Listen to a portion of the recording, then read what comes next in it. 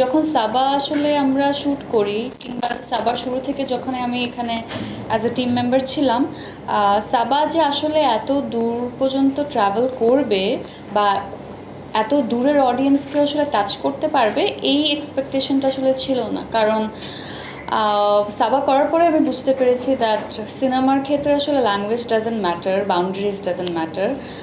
সিনেমাটার ল্যাঙ্গুয়েজটা কতটা ইউনিভার্সাল এবং হচ্ছে আমরা কি বলতে চাচ্ছি এই কথাটুকু আসলে অন্য দেশে বা সবাই বুঝতে পারছে কি না।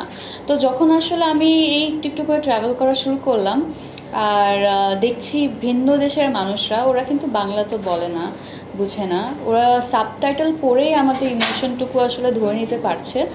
এই ব্যাপারটা আমার জন্য একেবারে নতুন ছিল এবং খুবই ভালো লেগেছে। কারণ ছোটোবেলা থেকে আসলে নিজে আসলে ভিন্ন দেশের সিনেমা সাবটাইটেল দিয়ে দেখেছি, মানে দেখা হয়েছে, কিন্তু নিজের সিনেমাতে আসলে এরকম একটা কিছু ঘটবে সেটা হয় নাই। তো যখন আমি ওই ধরনের রিয়াকশনগুলো পাচ্ছিলাম, পুরো টিম পাচ্ছিল, এবং যখন সিনেমাটা দেখানোর পর কোয়েশ্চেন অ্যান্সার যেই সেশনটা থাকে সেখানে যখন মানুষের ইন্টারেস্টটুকু আসলে দেখতে পেরেছি তখন অনেক বেশি ভালো লেগেছিল। কারণ এক ধরনের ধারণা বা এক ধরনের মানে ইনটুইশন ছিল দ্যাট যেই সেকশনে আসলে সাবাকে সিলেক্ট করা হয় সেখানে তো আরও বিভিন্ন লাইক ফার্স্ট ওয়ার্ল্ড কান্ট্রিজ থেকে কাজ যাচ্ছে এবং অনেক বাজেটের, অনেক বেশি ট্যালেন্টেড মানুষের কাজ, ট্যালেন্টেড অ্যাক্টার্সরা আছে, বিভিন্ন মানে নামকরা অ্যাক্টার্সদের কাজও ওখানে যাচ্ছে। তো ওখানে সাবা যে সিলেক্ট হয়েছে সেইটাই আসলে অনেক বড় একটা কিছু আমার কাছে মনে হচ্ছিল, যে আমাদের ছোট্ট একটা স্বপ্ন এটা বাইরে এমন এমন তালিকার মধ্যেই নামটা দেখছি, এটাই আসলে অনেক বড় একটা ডিফারেন্ট এক্সপিরিয়েন্স ছিল। আর যখন টরন্টো থেকে আসলে আমরা পরে গেলাম বুসানে, তো কোরিয়াতে তো আসলে মানে সাউথ কোরিয়াতে কখনো আমার যাওয়া হয়নি, এবং বাট কোরিয়ান মুভিজ আমরা দেখেছি। তো আমরা সবসময় এরকম শুনে এসেছি দ্যাট কোরিয়ান গল্পগুলোর ইমোশনগুলো কিছুটা বাংলাদেশি গল্পের সাথে মিলে যায়, বা আমরা যেমনটা ইমোশনাল তারাও আসলে ততটাই ইমোশনাল, সেটা বোঝা যায় যখন আমরা কোরিয়ান মুভিজ বা সিরিজগুলো দেখি। বাট ল্যাঙ্গুয়েজ ব্যারিয়ার তো ডেফিনেটলি আছে। তো সেই জায়গা থেকে আসলে যখন ওখানে ওখানকার অডিয়েন্সরাও বলা শুরু করলো দ্যাট আমার বাসায় মা আছে, আমার বাসায় বাবা আছে, আমি বুঝতে পারছি সাবার ভিতরে কি চলছে,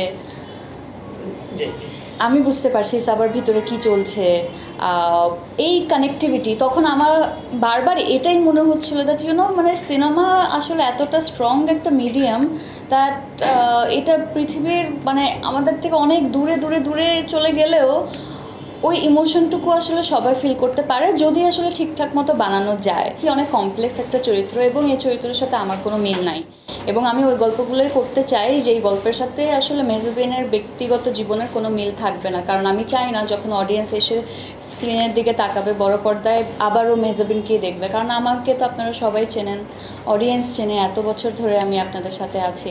তো নতুন করে যাতে আবিষ্কার করতে পারে এই ধরনের গল্পগুলোই আমার সবসময় করার ইচ্ছে ছিল। এবং তার মানে এটা না যে সবসময় আমি খুব ভারী কাজগুলোই করব। আমি যেমন আমার নাটকের যে জার্নিটা ছিল সেই জার্নিতে যেমন অনেক মিক্স করে কাজ করেছি, ডিফারেন্ট জনরা ট্রাই করেছি, থ্রিলার হোক, হরর হোক, কমেডি হোক, রোম্যান্টিক হোক, রমকম হোক, একই জিনিস আসলে আমি ফিল্মের ক্ষেত্রেও চেষ্টা করব। বাট কেন যেন থাকে না যে কিছু গল্প আসলে মন ছুঁয়ে যায় এবং মনে হয় একটা নিজেকে প্রমাণ করার সেই ইচ্ছাটুকু। তো আমার বারবার মনে হচ্ছিল আমি যখন সিনেমা করব আমার অভিনয় নিয়ে যাতে কোনো ওইভাবে প্রশ্ন না ওঠে, এবং অভিনয় দেখে আসলে সবাই বলবে না ও এত বছর ওয়েট করেছে তার মানে কোনো একটা রিজন ছিল এবং সেই রিজনটা আমরা স্ক্রিনে খুঁজে পেয়েছি।